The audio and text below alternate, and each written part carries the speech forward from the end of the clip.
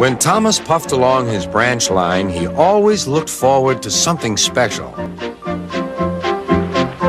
The sight of the river. As he rumbled over the bridge, he would see people fishing. Thomas often wanted to stay and watch, but his driver said, "No, what would Sir Topham Hatt say if we were late?" Every time he met another engine, he would say, "I want to fish."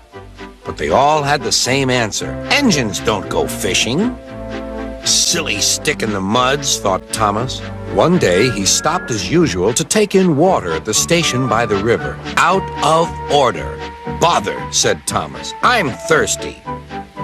"Never mind," said his driver. "We'll get some water from the river."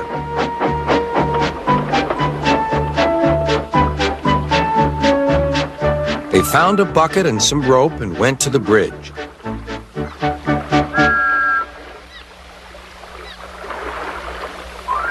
Then the driver let the bucket down to the water. The bucket was old and had 5 holes, so they had to fill it, pull it up, and empty it into Thomas's tank as quickly as they could, several times over.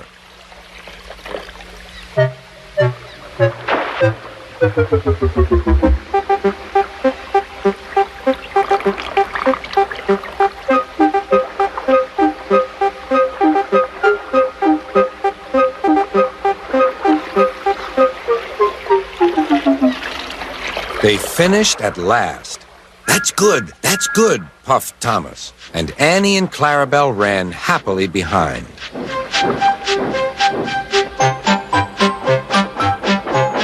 Suddenly, Thomas began to feel a pain in his boiler. Steam began to hiss from his safety valve in an alarming way.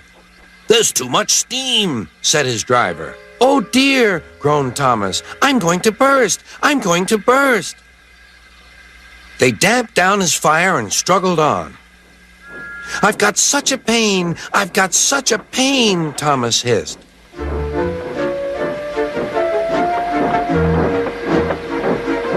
They stopped just outside the last station, uncoupled Annie and Clarabelle, and ran Thomas, who was still hissing fit to burst, on a siding right out of the way.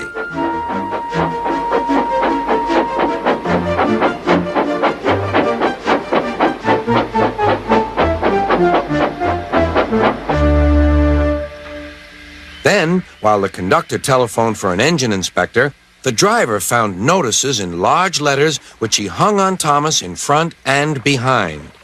"Danger! Keep away!" Soon the inspector and Sir Topham Hatt arrived. "Cheer up, Thomas," they said. "We'll soon put you right." The driver told them what had happened. "So the feed pipe is blocked," said the inspector. "I'll just look in the tanks." He climbed up and peered in. Then he came down. "Excuse me, sir.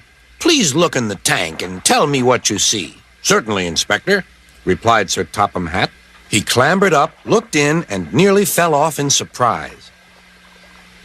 "Inspector," he whispered, "can you see fish?"